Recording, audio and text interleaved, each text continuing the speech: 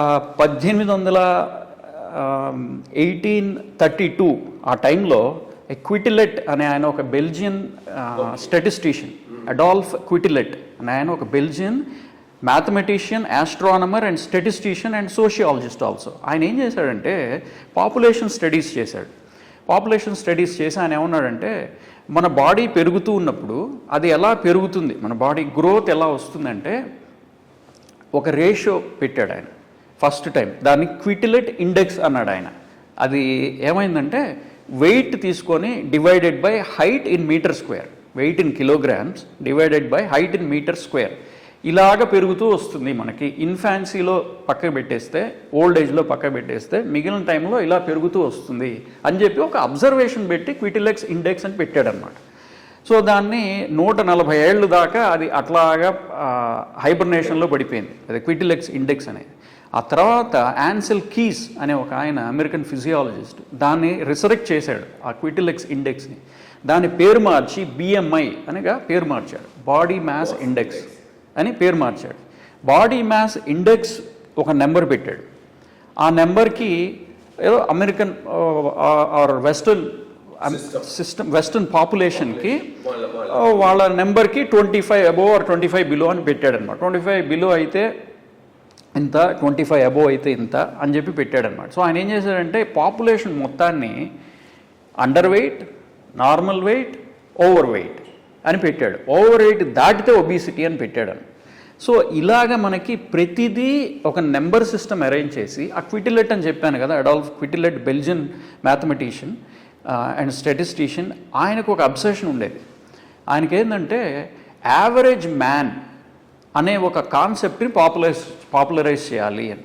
Average man అనేవాడు ఉండడు కదా పాపులేషన్లో, మనం గమనిస్తే ఎవ్రీబడి ఈజ్ యూనిక్. సో మీరు ఒక పాపులేషన్ని చూసి వాళ్ళ క్యారెక్టరిస్టిక్స్ అన్నిటినీ యావరేజ్ చేస్తే ఒక యావరేజ్ మ్యాన్ వస్తాడు. Now it is easy for me to study on that average man. ఏది ఒక స్టడీ, ఒక డ్రగ్, ఒక మాలిక్యూల్ తీసుకొని ఆ యావరేజ్ మ్యాన్ మీద స్టడీ చేసి ఈ యావరేజ్ మ్యాన్కి ఈ మందు పనిచేస్తుంది. యావరేజ్ అంటే it is not mean, it is the median.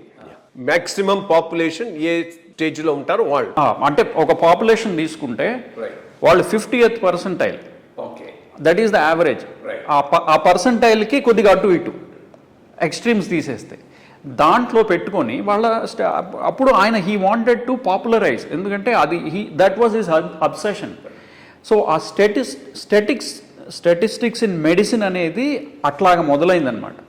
దాన్ని మెడిసిన్ వాళ్ళు అడాప్ట్ చేసుకున్నారు, ఆ యావరేజ్ మ్యాన్ అనే కాన్సెప్ట్ని తీసుకున్నారనమాట. తీసుకొని వాళ్ళు ఫస్ట్ ఏం చేశారంటే ఈ యాంటీబయాటిక్ స్టడీస్ని మొదలుపెట్టారు. యాంటీబయాటిక్ స్టడీస్ మొదలుపెట్టి streptomycin study was a very landmark study. 1900స్లోనే జరిగింది, ఎర్లీ 1900s. ఆ స్ట్రెప్టోమైసిన్ స్టడీ ఏంటంటే మెడిసిన్లో మేమేం స్టడీ, ఇప్పుడు నేను ప్రిన్సిపల్ ఇన్వెస్టిగేటర్గా కూడా పనిచేస్తాను కొన్ని స్టడీస్లో.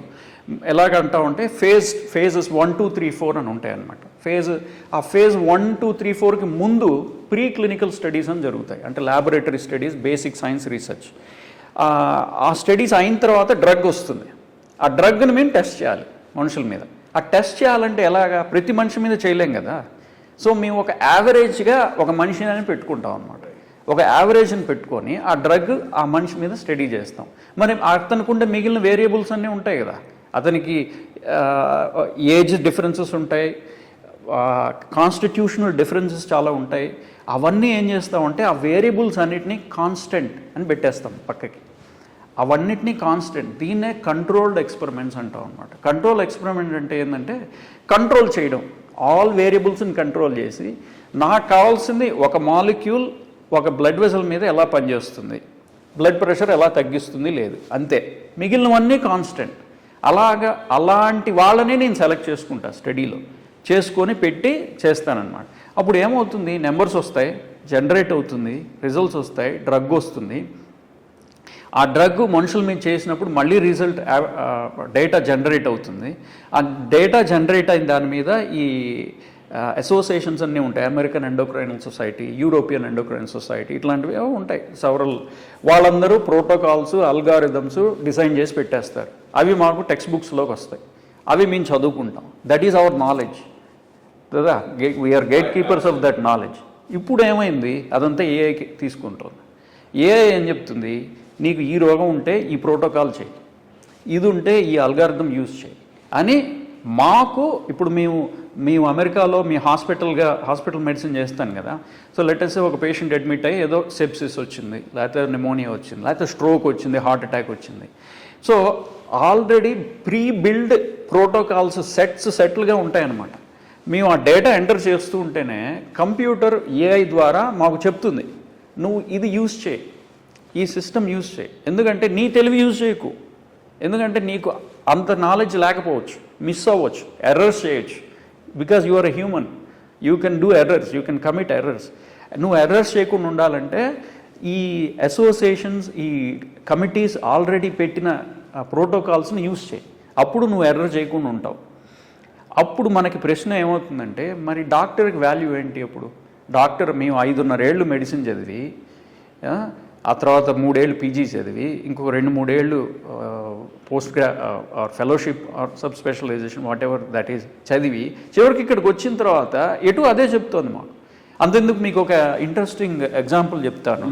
నేను రెసిడెన్సీలో చేసేటప్పుడు, ఫస్ట్ ఇయర్లో ఉండేటప్పుడు, మేము మామూలుగా ఇక్కడ ఇండియాలో చదువుకొని వెళ్ళిన వాళ్ళం కదా మేమంతా. సో మాకు బెడ్ సైడ్ డయాగ్నోసిస్ అనే దాని మీద చాలా ఇంపార్టెన్స్ ఇస్తారు. ఎస్పెషల్లీ గవర్నమెంట్ కాలేజ్లో చదివిన వాళ్ళకి అంత మాకు యాక్సెసిబిలిటీ ఉండదు కదా. ఎంఆర్ఐలు ఎప్పుడు పడితే అప్పుడు ఎంఆర్ఐ క్విక్గా, క్యాట్ స్కాన్ అప్పుడు అట్లీస్ట్ 1995లో అంతగా లేదు.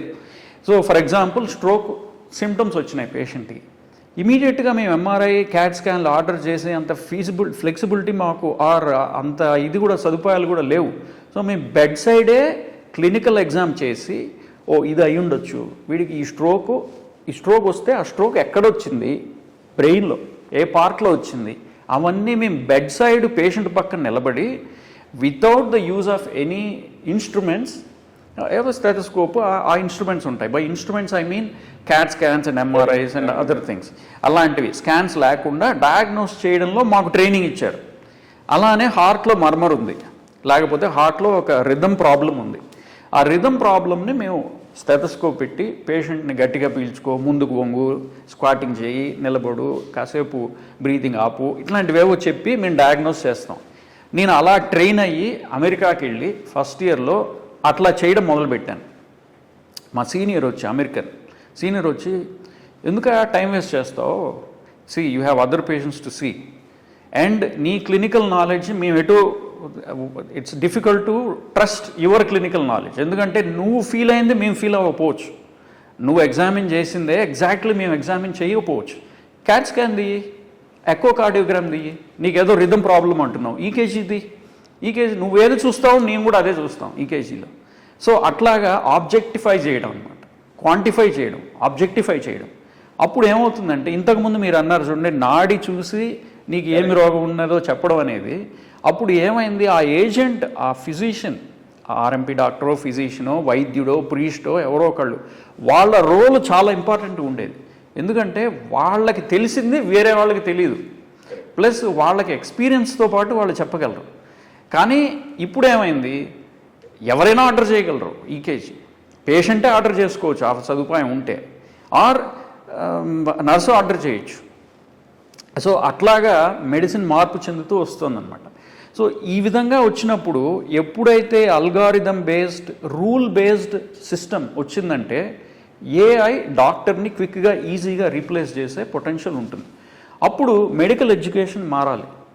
ఎందుకంటే మేమంతా మెమరైజ్ చేసి, ఇంకొక ఎగ్జాంపుల్ ఏంటంటే, నేను ప్రొఫెసర్తో మాట్లాడుతున్నప్పుడు, అప్పుడు మేము ఏదో కేస్ ప్రజెంటేషన్ చేస్తున్నప్పుడు, టీబీ డ్రగ్స్, టీబీలో రిఫాంపిన్ అని, థాంబ్యూటాల్ అని ఉంటాయి డ్రగ్స్.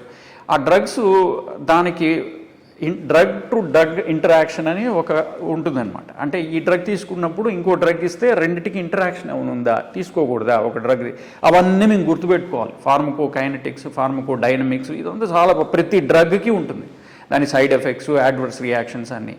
సో నేను అదంతా గుర్తుపెట్టుకొని చెప్పడానికి ట్రై చేస్తుంటే మా ప్రొఫెసర్, నీ జేబులో స్మార్ట్ ఫోన్ ఉందా, స్మార్ట్ ఫోన్ తీసి టక్కని కొట్టి ఫార్మకోపీడియాస్ అని ఉంటాయి, అందులో కొట్టి నాకు చెప్పు, ఎందుకు కష్టపడతావు, నువ్వు గుర్తుపెట్టుకోవాల్సిన అవసరం కూడా లేదు, నీకు అన్నీ అందులో ఉన్నాయి కదా, నువ్వు గుర్తుపెట్టుకుంటే ఎర్రర్ జరగవచ్చు. నువ్వు డైరెక్ట్గా చూసి చెప్తే నీకు ఎర్రర్ జరగకుండా నువ్వు సేఫ్గా ఉంటావు. నువ్వు చూసిందే నేను కూడా చూడగలను. అందుకని అలాంటిది చెయ్యి. అలాగా మా ఎడ్యుకేషన్ సిస్టమే మారిపోయింది. మేము అప్పుడు చదువుకున్న 1990s చదువుకున్న ఎడ్యుకేషన్ సిస్టమ్కి 2000లో ఎప్పుడైతే స్టీవ్ జాబ్స్